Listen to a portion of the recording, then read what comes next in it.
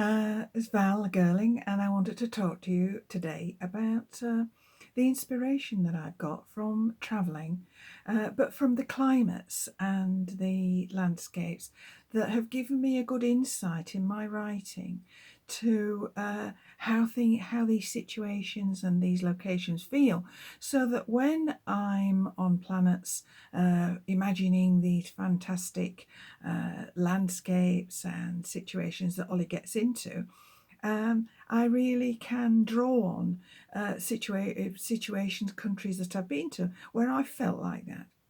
So, for example, a couple of the books feature what I call WeatherWeavers, and these are a culture of people on a planet called Meteora, which can harness the weather for their own ends. So, for example, on the planet, they use lightning and various other forms of weather as weapons and as forms of transport.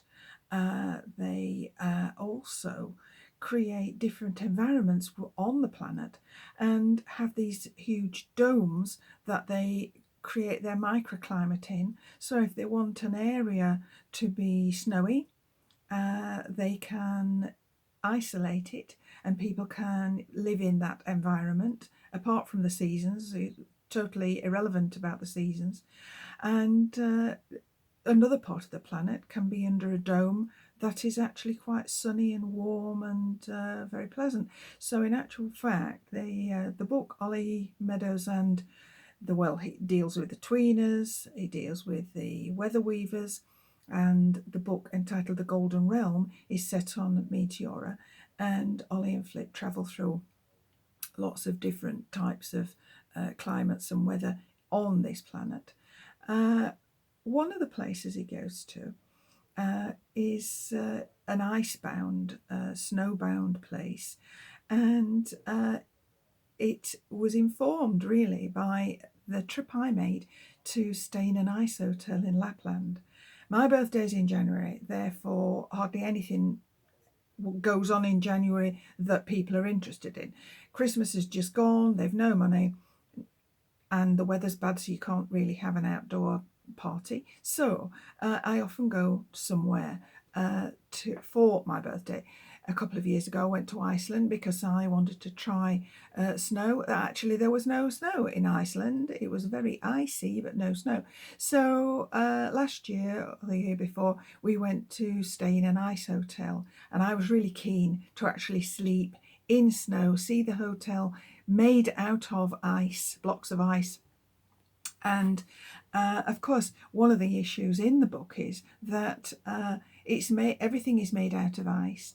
And when they decide that they've had enough of the snow and ice, they let it all melt, and they actually are very eco-friendly because they then make everything out of the grasses and the wood and seeds and things that are growing in that season, which might be a summer or an autumn season or a spring season, whatever they decide they want. So the ice hotel, here is the block of ice that I actually slept on, and I have to say that it was very cold. When I open the freezer nowadays, I feel it brings back memories of sleeping on that block of ice in a room of ice with a bedside table of ice. And there was on the top of the ice a reindeer skin. And then there were Arctic sleeping bags for us to sleep in. I have to say that they advise you to keep your clothes at the bottom of this sleeping bag so that you can actually bear to put them on if that is you take them off. Of course, I didn't actually take many off because the loo is out along an icy corridor outside in a sort of a porter cabin thing, and I kept most of my clothes on, I have to say. Anyway, I have a really good recollection of being in an icy, snowy environment. We went snowmobiling while we were in Lapland, and we had to take our outdoor clothes off and put extra socks, sweaters, like a spacesuit thing, a whole helmet, gloves like oven gloves, great big boots on. And even then, going around on the snow and ice, you still actually froze. Well, certain parts of you did anyway.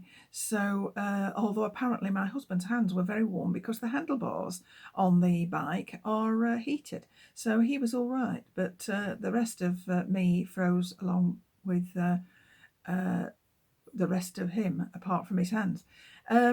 So there are other bits of countries and climates that I've used. For example, humid heat. Humid heat we've encountered in Costa Rica, in the temperate forests, cloud forests, and rainforests in Costa Rica. And one of the books, the one I'm just writing at the moment, is set in largely in forest, and is called Ollie Meadows and the Inspirons. Well, that's a working title at the moment anyway. And it's to do with an artistic community that has sought refuge in the forests.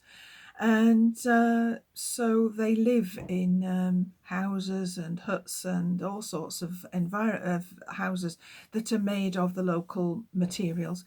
And that feeling of being in the forest, hearing all the bird calls, hearing all the insects, not necessarily seeing them, being scared to see them actually, obviously peering around looking for them. I mean, sometimes you can see the odd sloth hanging there, and we did see bats hidden in banana leaves and tarantulas in little holes in the ground. Some of our night walks were very interesting. I certainly made sure I put my hood up when I was on one of the night walks, because you never knew what was going to plop down your collar.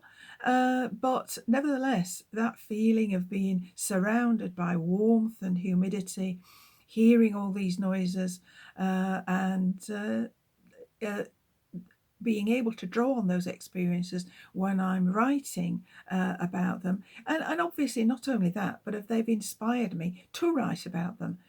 You know, the old adage that you write about what you know is quite true.